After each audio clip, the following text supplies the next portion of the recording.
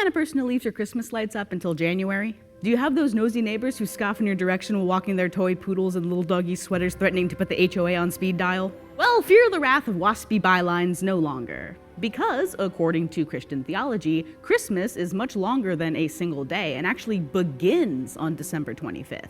And you probably have heard this before, especially in the carol, The 12 Days of Christmas. You know, partridge in a pear tree and all that. And a partridge in a pear tree. But did you know that there actually are 12 days of Christmas? In fact, there is also another important Christian holiday just 13 days after Christmas called Epiphany.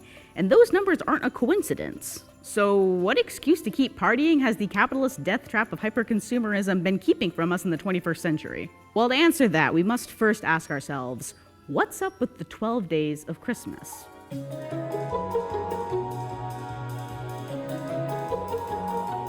So, the Christian calendar is divided into many seasons that you may have heard of, like Eastertide and Lent and Advent. But between Advent, the season where we prepare for the birth of Jesus, and Epiphany, where we recognize the divinity of Jesus, falls Christmastide. Christmastide lasts exactly 12 days between December 25th and January 6th, and is our official time to celebrate the birth of Jesus. To clarify, Advent is all about preparing our hearts and the process of waiting, whereas Christmastide is the celebration. Then, on the 13th day, we recognize the Magi, who visited Jesus bringing gold, frankincense, and myrrh.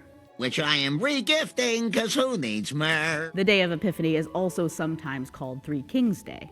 Because of these ancient gifts, Christmastide was historically a season of giving, hence the song and all of the bird-related tidings. 4 calling birds, 3 French hens, 2 turtle doves, and a partridge in a pear tree. Sometimes children were given a small gift on each of the 12 days, similar to a modern advent calendar. Or sometimes the main gift exchange would take place on January 6th rather than December 25th altogether. This is more common in cultures and denominations that call it Three Kings Day. And on the Greek Orthodox calendar, Christmas actually begins on January 7th and then ends 12 days later on the 19th. This is due to a dispute between using the Julian and Gregorian calendars, which we definitely don't have time to get into today. A future video! The night before Epiphany, or the 12th night, is also celebrated worldwide, and you may have heard of it as in the famous Shakespeare play. French and Spanish Christians might also celebrate Twelfth Night or Epiphany with a king's cake in honor of the Magi's visit. In American culture, we tend to associate these same king's cakes with Mardi Gras, or the day before Ash Wednesday, which, not so coincidentally, is also the last day of Epiphany, which I put together while writing this.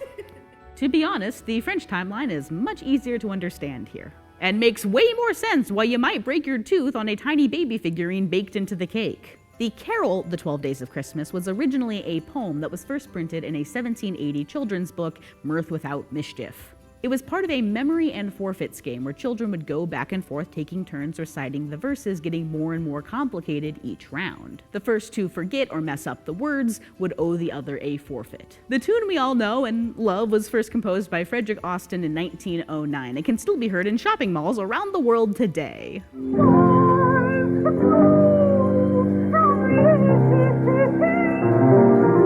If you've heard before that the words are secretly a coded message for Christians to teach and remember the doctrines of our faith, that is a complete myth. The words were always meant to be silly and a little nonsensical, so churches and leaders who find meaning and metaphors here are deriving them as an afterthought. But that was not the authorial intent. So, overall, the 12 days of Christmas are some of the happiest in the Christian calendar. So many of these seasons are about preparing and learning and waiting and repenting, but this is actually something we were doing all of that waiting for. Christmas is the time where we honor the birth of Christ through joyful praise. We give gifts to one another in honor of his gift unto the world.